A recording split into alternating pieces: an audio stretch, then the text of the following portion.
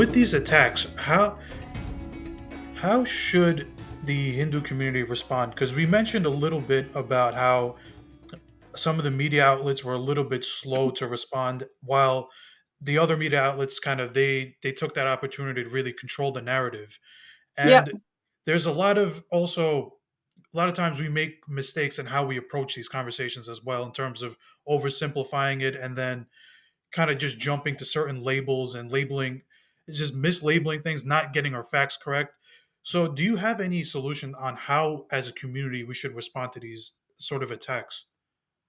Okay, so I mean, the first thing is to prevent the incidents from taking place Hmm. by having really strong community safety measures implemented between the leadership of the different communities. So firstly, we want to prevent and protect the community from incidents like this, and instill the values of pluralism and democracy, where there's laws that prevent people from going out and doing certain things, and Hmm. there's laws that allow them to do certain things. So you need to know, within the bounds of the law, how far does freedom of expression actually, how far is it actually protected? How far can people do certain things or say certain things and be perfectly entitled to do that, right? Hmm.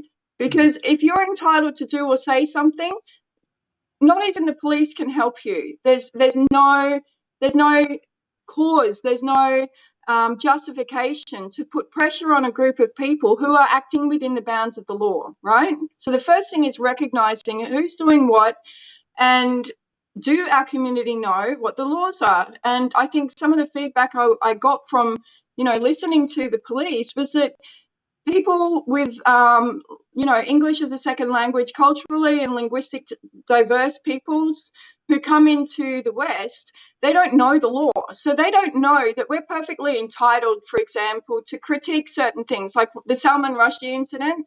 There is no law stopping him from doing what he did. Okay. But according to the Islamists, the attack on him was perfectly justified. So these type of values, they don't fit into Western democracies. They need to know the law, and the same goes for the Hindu side.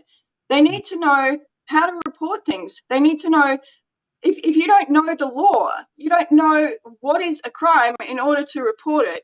If you don't know policies on social cohesion and anti-extremism and anti-terrorism, counter-terrorism, and so forth, you can't judge.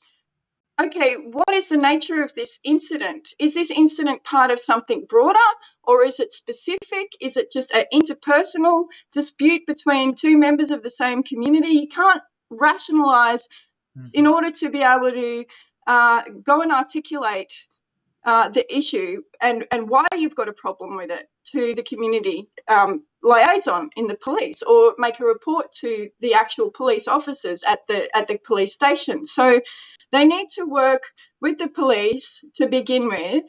And then when it comes to responding to incidents, if you don't do anything, you're creating the conditions so that the violence can continue. So they're acting with impunity. Yeah, like if you want to give your perpetrators, okay, you go, okay, I'm going to turn the other cheek. I don't want to inflame tensions.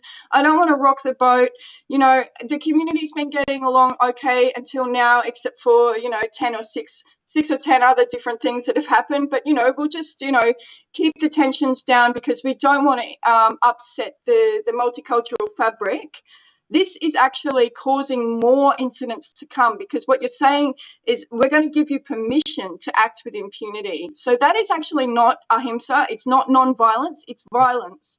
And I think the community need to be aware of that actually doing and saying nothing, even if you're doing things behind the scenes, if your community don't know, they don't have instructions. Hmm. There should have been a 10-point instruction plan that came straight out from the police, supported by the different Sikh, Muslim and Hindu police associations. They Hmm. should have all signed on to that, get their leaderships from their different communities with their names on it, with their temple names, their mosque, their masjid names, all of this, so that they can all hold everybody to account, and we can hold them to account and say, okay, well, you gave us these 10 instructions. This person's not complying with it. And then there's, there's a well-organized system of law and order to enforce, and we can hold them to account. They can hold the police to account. Community leaders can hold their people to account. And so when one thing goes out of balance, everybody knows about it, and everybody can work on what to do to prevent it from spiraling out of control, because people will lose their lives. Mm-hmm. If you've got knives, like we saw, someone was stabbed with a knife for nothing. Like, this was an innocent person, innocent people who have nothing to do with these little gang rivalries are going to be dragged in, and it's going to hurt everyone. Even the value, the economy of the place, all the work that people have done to try and build social cohesion will go down the gurgler, because one cycle of this type of thing, it can just destroy the entire community for years, and the trust is gone. So I think it was irresponsible that there was no messaging from the Hindu side about how to protect their community and keep them safe online, and there was no critique of what this Muslim media were doing. There was no messaging from their leadership to shut down this propaganda. It's still there on the internet, and people are still responding to it. You Hindut for fascists, this is not India. There's one that got shut down that was saying that we will lynch you from your mouths, cow piss drinkers. Wow. Why do you think it is that there's such a lack of response from the Hindu side? Or is it a lack of organization? Is it weak leadership? Maybe both? It's weak leadership. It's weak leadership. It's they don't have the systems in place. There needs to be outreach workers, social workers, community safety workers. If they don't have funding for that, they need to organise groups that are registered to do that particular type of social outreach work and get into the community and listen to them. So what we always see from this is that whenever an incident happens that, is a bit thuggy, they want to turn their back on it and distance themselves. Oh, this has nothing to do with us.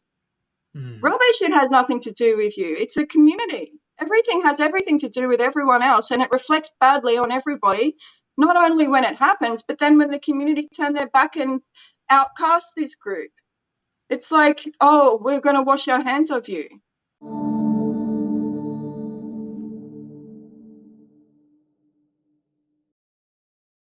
Please remember to subscribe to us and switch on the notifications for this channel.